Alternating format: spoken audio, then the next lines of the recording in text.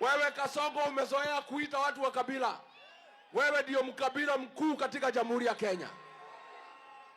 Chief Executive Officer wote karibu 200. Nakuru, the entire police command hapa Naivasha umeweka watu ya jamii yako. Kazi hapa kwa Kengen umejaza jamii yako. Hapo Jovama umejaza jamii yako. Wewe ndio mkabila mkuu katika Jamhuri ya Kenya. Na unajifanya ati kuita wengine wa kabila kwa sababu wanaongea lugha yao.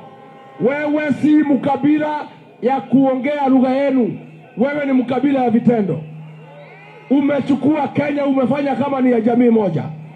Umeweka watu ya jamii yenu kila pahali. Umejaza na hakuna kazi wanafanya. Kazi yao ni kupora mali ya Kenya. Kasongo aende asiende? Aende asiende? Aende asiende?